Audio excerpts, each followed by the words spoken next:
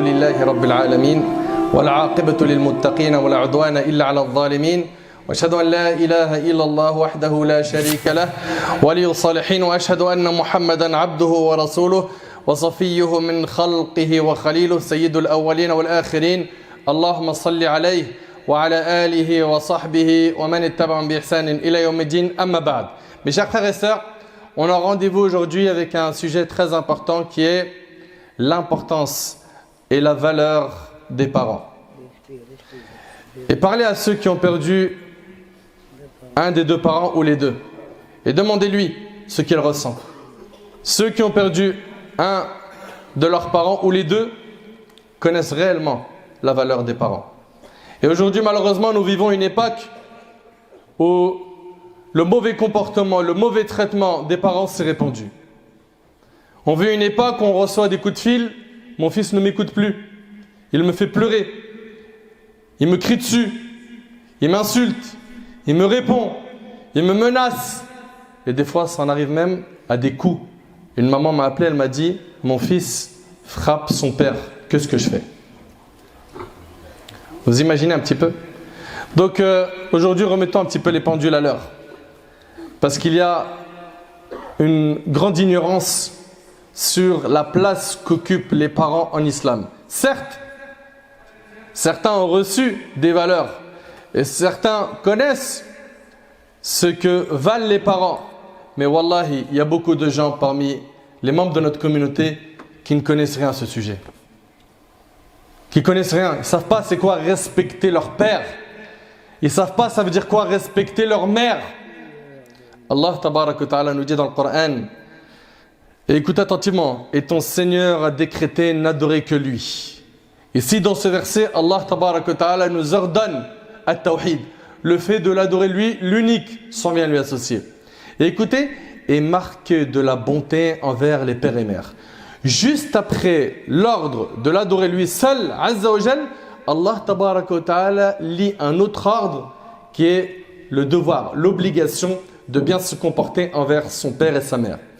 Et Allah tabaraka wa ta'ala nous dit à la suite du verset, si l'un d'eux, écoutez bien s'il vous plaît, si l'un d'eux, donc ton père ou ta mère, ou tous deux doivent atteindre la vieillesse auprès de toi, alors ne leur dis point fi.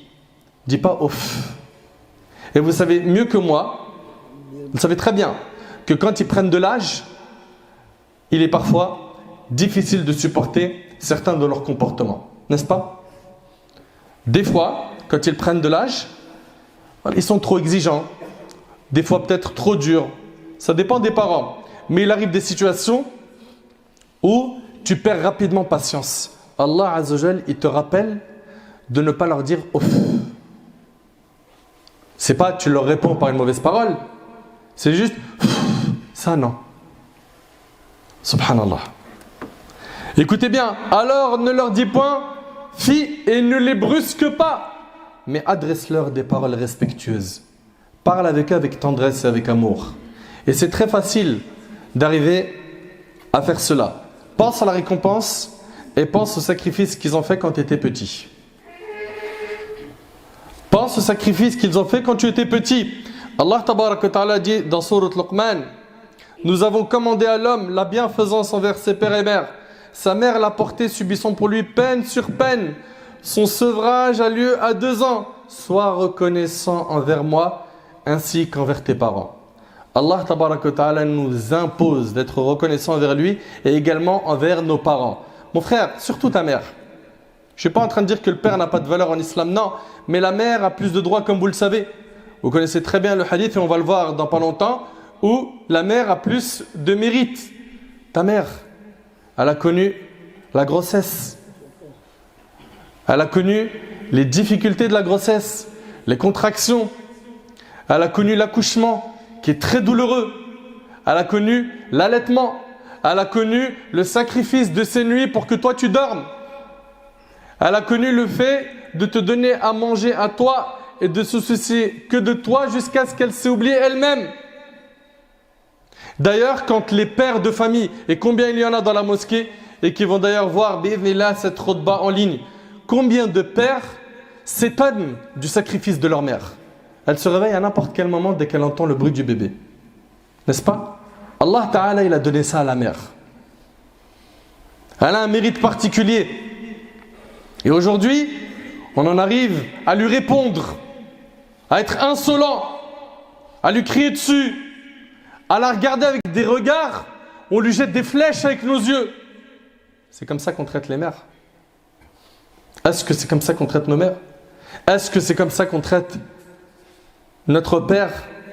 Non, surtout pas. Donc il faut être reconnaissant vers Allah et être reconnaissant vers les parents. Malheureusement, le problème, c'est que les enfants deviennent ingrats.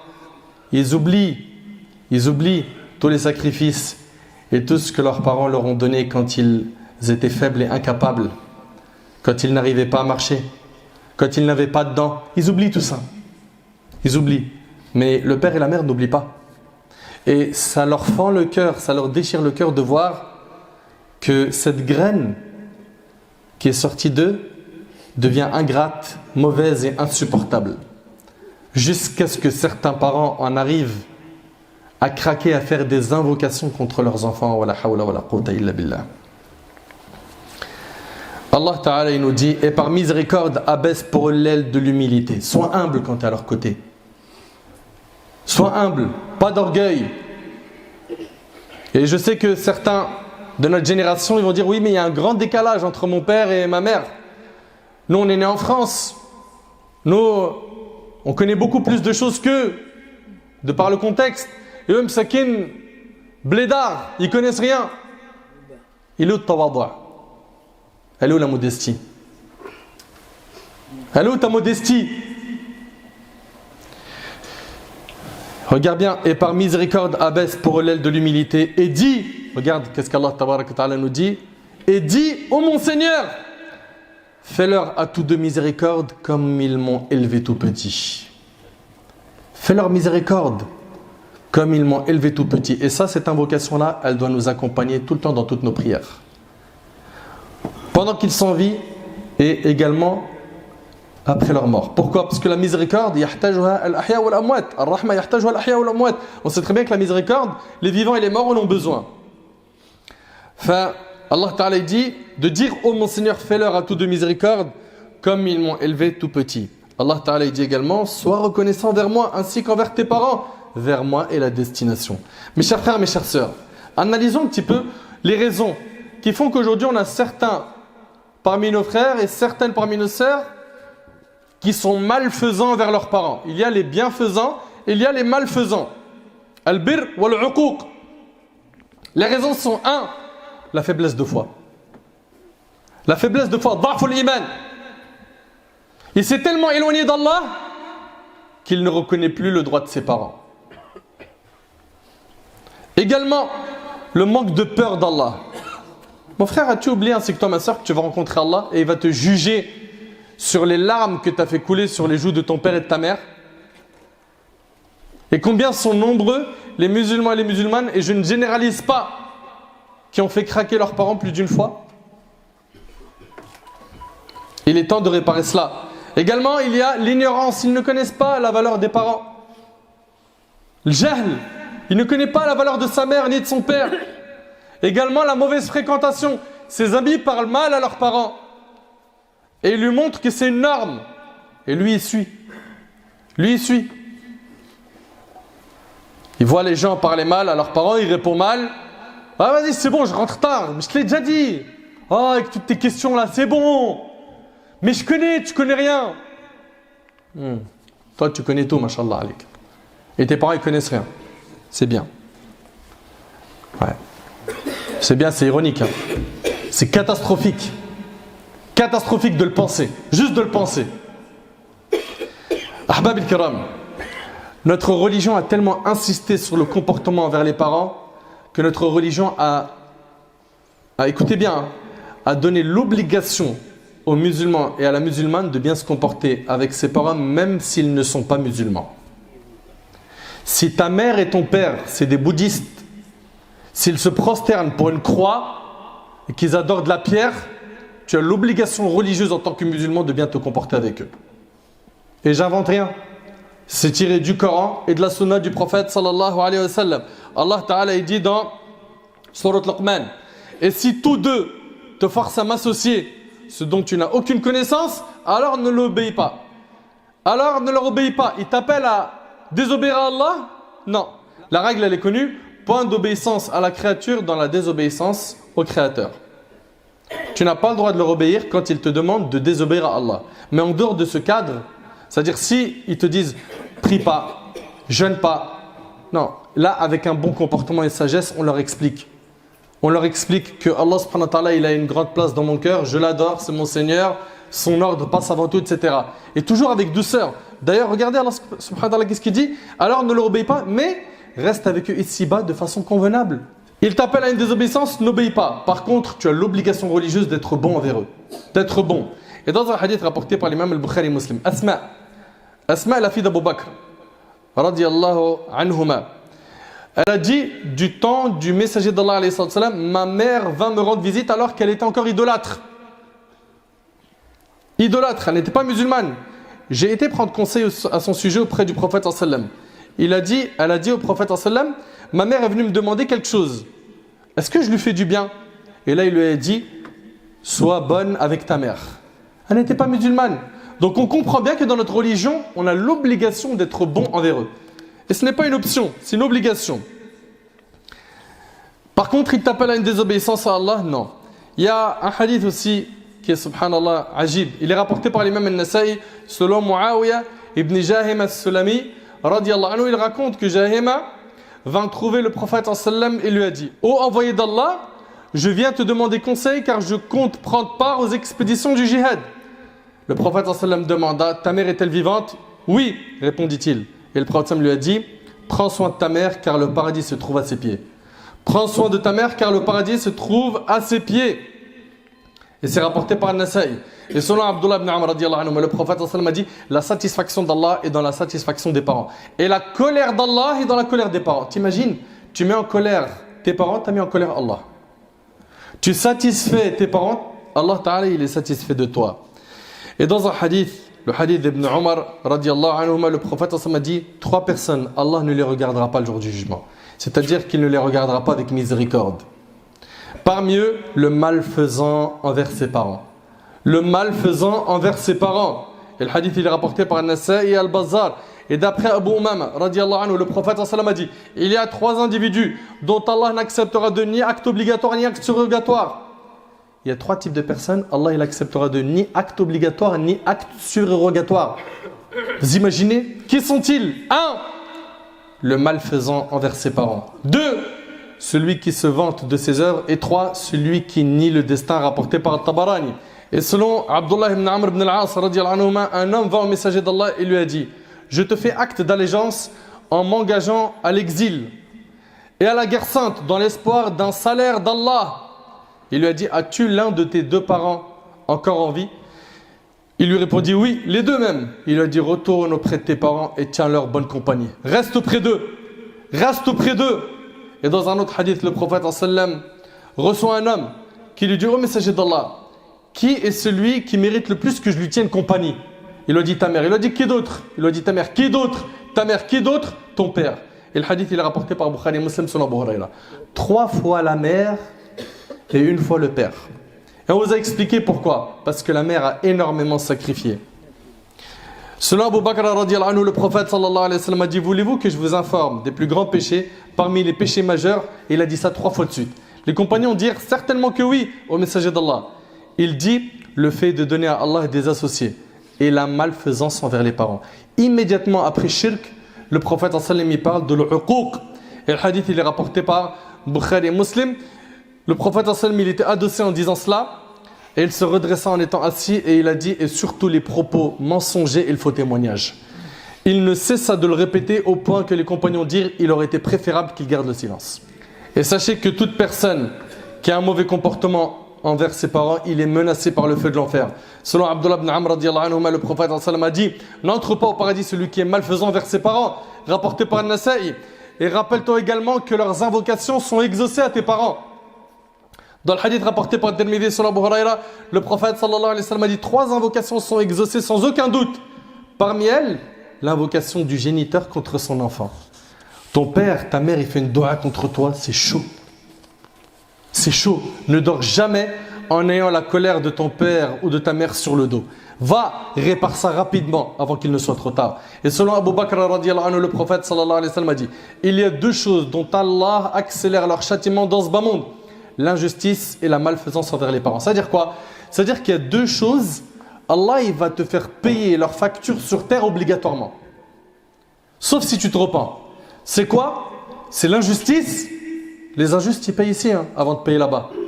Al-Dhulm, tu payes sur terre avant de payer là-bas, sauf si tu t'es repenti. Et également, la malfaisance envers les parents.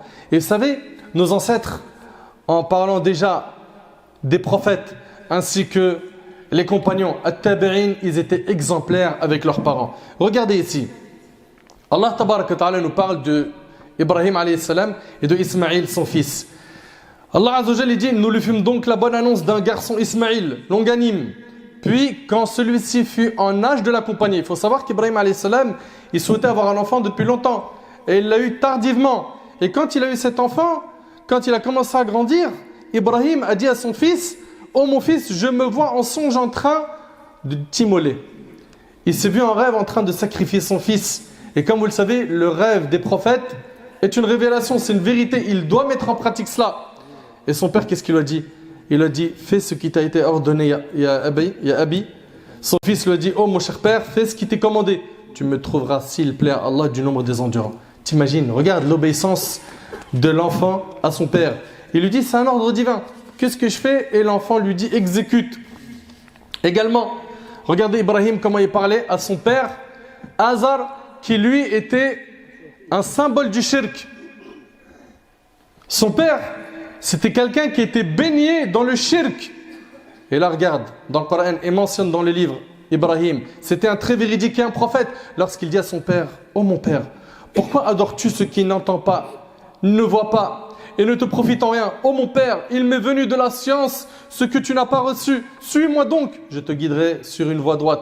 Oh mon père, n'adore pas le diable, car le diable désobéit au tout miséricordieux. Oh mon père, je crains qu'un châtiment venant du tout miséricordieux ne te touche et que tu ne deviennes un allié du diable. Et là, il dit à son fils, ô Ibrahim, aurais-tu du dédain pour mes divinités? Si tu ne cesses pas, certes, je te lapiderai. Regardez la réaction dure de son père. Qu'est-ce qu'il lui a répondu? Écoutez bien, Ibrahim, il lui a dit, avant cela, il lui a dit, éloigne-toi de moi pour bien longtemps. Paix sur toi, dit Ibrahim. Paix sur toi, dit Ibrahim. J'implorerai mon Seigneur de te pardonner car il m'a toujours comblé de ses bienfaits. Subhanallah, le bon comportement. Il reçoit des attaques de son père. Et aujourd'hui, on a des gens qui disent quoi? Mais t'as pas vu comment mon père il me parle? T'as pas vu comment ma mère me parle? Mais regarde ici, comment le père du prophète Ibrahim il lui a parlé. Et comment il lui a répondu? Il lui a dit, paix sur toi. J'implorerai mon Seigneur de te pardonner car il m'a toujours comblé de ses bienfaits. Dans Sourate Maryam, à propos de Isa alayhi salam, qu'est-ce qu'il a dit? Isa, alors qu'il était bébé, il a dit, Inni Abdullah, je suis vraiment le serviteur d'Allah. Il m'a donné le livre et m'a désigné prophète. Où que je sois, il m'a rendu béni. Et il m'a recommandé, tant que je vivrai, la prière et la zakat et la bonté envers ma mère. Le prophète Nuh alayhi salam, les exemples sont très nombreux dans le Coran. Il a dit, Seigneur, pardonne-moi et à mes pères et mères et à celui qui entre dans ma demeure croyant ainsi qu'aux croyants et croyantes et ne fait croître les injustes qu'en perdition. On voit ici qu'il était bon, alayhi salam, lui ainsi que tous les autres prophètes. Rapidement, les compagnons et les tabi'in. Abu Hurayra radiyallahu anhu, il sortit un jour de chez lui en direction de la mosquée car il avait faim. Il trouva un groupe de compagnons sur la route qui lui demandèrent, oh Abu Hurayra, qu'est-ce qui te fait sortir à cette heure-ci? En sachant que ce n'est pas l'heure de la prière. Il dit, par Allah, ce n'est que la faim qui m'a fait sortir de chez moi. Et vous? Ils ont dit, nous aussi, c'est la faim qui nous a fait sortir. Ils décidèrent d'aller voir le prophète sallam pour chercher à manger. Il leur amena une assiette de dattes. Il en donna à chacun deux dattes chacun. Vous imaginez, ils avaient très faim. Le Nabi sallam leur donne 2 dattes. T'imagines? Ça, c'était un repas pour un compagnon. 2 dattes. Tous les compagnons ont mangé les 2 dattes, sauf Abu Hurayra. Il en a mangé une et il en a laissé une dans sa poche. Et là, le prophète sallam l'a vu et lui a demandé, pourquoi en as-tu mis une dans ta poche? Il a dit, car ma mère a aussi faim et j'ai voulu lui garder une date. Vous avez vu, une date? Toi, tu aurais dit, mais 2 dates, mais je les mange, ça va me chatouiller la gorge. Ça me fait rien, ça. Date. faut le lait, faut les briques, faut la shorba. T'es en mode Ramadan. Date, c'est pas un repas. Il en a gardé une pour sa mère. Allahu Akbar. Un homme va voir Abdullah ibn Omar, le compagnon radiyallahu anhu. Et ce dernier, il était à côté de la Kaaba. Il lui a dit, j'ai porté ma mère durant tout le pèlerinage. Ceux qui ont déjà fait le Hajj, ils savent que déjà rien que marcher tout seul, c'est difficile. Ou si tu as un petit sac à dos avec juste une bouteille d'eau, ça devient pénible un certain temps. Il a porté sa mère pendant le Hajj. Il a dit, est-ce que j'ai remboursé tout ce qu'elle m'a fait? Il lui a dit, tu n'as même pas remboursé une seule contraction des contractions de l'accouchement. Une contraction de l'accouchement, tu ne l'as pas remboursée. Haritha ibn Nu'man, le prophète sallallahu a dit, en dormant, j'ai rêvé que j'étais au paradis. Puis, j'ai entendu le bruit d'une personne qui lisait le Coran. J'ai demandé qui était cette personne. L'ange Gabriel a dit, c'est Haritha ibn Nu'man. Il a atteint ce niveau par la bienfaisance envers ses parents. Aïcha radiyallahu anha a dit, Haritha ibn Nu'man était parmi les meilleurs avec sa mère. Subhanallah. C'est impressionnant. Ici, vous avez également Abu al-Hassan Ali ibn al-Hussein, Zayn al-Abidin, radiyallahu anhuma. Wa radiyallahu anhum ajma'in. Lui, il était très généreux avec sa mère.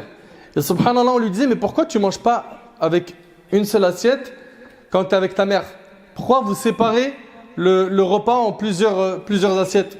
Et là, il a dit, parce que j'ai peur de manger avec elle dans la même assiette et que je mette la main sur quelque chose que ses yeux à elle a visé et que je me retrouve à être mauvais avec ma mère. Vous avez vu un peu comment ils étaient? Un parmi nos ancêtres, il s'appelait Haywa ibn Shuraih. C'était un savant. Il s'asseyait, les gens venaient de partout pour étudier auprès de lui, de prendre son savoir. Et à un moment donné, sa mère, elle l'appelle, elle lui dit « Va nourrir les poules !» Il dit à ses élèves « Il n'y a plus d'enseignement. » Il se lève, il part et il va nourrir les poules. T'imagines, toi, t'aurais fait ça, toi? Maman, il me reste juste 30 minutes. J'arrive, t'inquiète pas, je m'en occupe. Ou sinon, dis à mon petit frère. Ou appelle un tel. Ça peut attendre les poules. Je suis en train d'enseigner. Non. Il s'est levé dans l'immédiat. C'est impressionnant. Wallahi, c'est impressionnant. Kahmus ibn al-Hassan al-Tamimi, radiyallahu anhu, il rendit visite à sa mère et trouva un scorpion qui était chez elle. Il a couru pour attraper le scorpion et le tuer. Mais ce dernier s'est caché dans un trou. Alors il a commencé à taper avec sa main plusieurs fois pour tuer le scorpion. Et le scorpion de l'autre côté était en train de le piquer dans sa main. Le piquer. Et donc, il l'a tapé jusqu'à ce qu'il l'a tué. On lui demanda, mais pour quelle raison t'as fait ça? T'allais mourir. Il a dit, de peur que ce scorpion sorte la nuit et pique ma mère. Vous imaginez un petit peu? Wallahi, mes frères, c'est vous, mes sœurs, les histoires elles sont très nombreuses. Et c'est une khutbah et pas un séminaire. Il faut simplement qu'on tire des leçons de ce qu'on entend. Et en réalité, ce qui nous manque, ce n'est pas des histoires et des rappels sur le bon comportement envers les parents. Non, c'est ce qui nous manque de la mise en pratique. Un grand nombre d'entre nous sait que les parents, c'est quelque chose de très important. Mais la mise en pratique, elle est où? Et jusqu'à quand? Et jusqu'à quand cette science, on l'apprend pour faire son opposé? Ahbab al-Kiram, notre devoir envers eux, c'est de leur obéir tant qu'ils n'appellent pas au haram. Les aider au maximum, les respecter et être bienveillants envers eux. Parler avec eux de la meilleure des manières en choisissant les plus beaux mots, les plus doux, les plus mielleux. S'occuper d'eux quand ils vieillissent. Certains, malheureusement, ils les prennent et ils les envoient dans des maisons de repos. Non! Quand ils vieillissent et qu'ils en arrivent même à faire leurs besoins sur eux, tu dois être à leur service comme ils l'ont été quand tu étais bébé. Et eux, ils l'ont fait avec un espoir que tu vives longtemps. Ne le fais pas avec l'espoir qu'ils partent et qu'ils disparaissent. Ne sois pas comme ça. Également, Ahbab al-Kiram, après leur décès, leur faire des doigts. Le prophète sallallahu a dit que quand le fils d'Adam meurt, son œuvre s'arrête sauf dans 3 choses. Parmi elles, un enfant vertueux. Waladun salih yad'u lahu. N'est-ce pas? Un enfant vertueux qui fait doua pour eux. C'est rapporté par Muslim sur Abu Huraira. Et dans ce hadith, on a aussi as-sadaqa jariya. Fais des aumônes de Coran, un puits, ou des palmiers que tu vas planter, ou des mosquées ou autres, dans l'intention que cette aumône parvient aux défunts. De cette manière-là, tu auras aidé tes parents alors qu'ils sont dans leur tombe. Demande pardon à Allah pour eux. D'après Abu Huraira radiyallahu anhu, le prophète sallallahu a dit, certes l'homme sera élevé en degré au paradis. Alors il dira, comment ai-je obtenu cela? On lui dira, par la demande de pardon de ton enfant pour toi. Rapporté par l'imam Ahmed. Rembourser les dettes de leurs parents. Comme vous le savez, le prophète m'a dit, l'âme du croyant reste suspendue en raison de sa dette, tant que celle-ci n'est pas acquittée, rapportée par Ahmed selon Abu Huraira. Donc ils meurent, tu t'occupes de rembourser leurs dettes. Respectez vos parents s'il y a une incompréhension. s'il y a un décalage de génération, de culture, gagnez la confiance de vos parents. Pour cela, ne mentez pas, rendez-leur visite, appelez-les, réconciliez-vous avec ceux qui vous ont fait du tort parmi eux et rapprochez-vous un peu plus d'eux tant que vous êtes en vie et profitez d'eux. Un jour, vous allez regretter une seule assise où vous auriez pu vous asseoir juste boire un thé avec eux. Une assise. Le temps passe très vite. Et vous savez, chaque injustice, chaque chose qu'on fait, on la paiera un jour ou l'autre. Comme tu fais, on te fera. Dans un hadith, écoutez attentivement, selon Abdullah ibn Amr ibn al-As, un homme vint au messager d'Allah et lui a dit: je suis venu te prêter serment, mais j'ai laissé mes parents en pleurs. Le prophète sallallahu alayhi wa sallam lui a dit: retourne et fais-les rire comme tu les as fait pleurer. Tu les as fait pleurer, maintenant tu les fais rire. Donc, corrige le tir tant qu'ils sont en vie, et s'ils sont plus de ce monde, fais des doigts pour qu'Allah te pardonne et qu'il leur pardonne. Selon Abu Darda, un homme vint lui dire: j'ai une femme et ma mère m'ordonnent de la répudier. Il dit: j'ai entendu le messager d'Allah alayhi salatu wasalam dire: les parents sont la meilleure porte qui mène au paradis. Si tu veux, profite de cette porte ou n'en profite pas, rapporté par Tirmidhi. Tes parents, c'est des portes qui mènent au paradis. Des pieux prédécesseurs ont pleuré quand ils ont perdu un de leurs parents. On leur a dit: pourquoi tu pleures? Il a dit: il y a une des portes du paradis qui vient de se fermer. Tant qu'ils sont en vie, profite d'eux. Qu'Allah tabarak wa ta'ala fasse miséricorde à nos parents. Qu'Allah Azza wa Jalla les récompense pour tout le bien qu'ils nous ont apporté. Qu'Allah leur fasse miséricorde, qu'ils soient vivants ou morts. Qu'Allah leur pardonne les péchés. Qu'Allah subhanahu wa ta'ala leur accorde une bonne mort s'ils sont en vie. Et qu'Allah subhanahu wa ta'ala élargisse leur tombe et l'illumine s'ils sont plus de ce monde. Qu'Allah tabarak wa ta'ala leur accorde leur livre de la main droite. Et qu'Allah Azza wa Jalla les ressuscite en compagnie du prophète sallallahu alayhi wa sallam et qu'ils soient fait le Jannah au Firdaus al-A'la.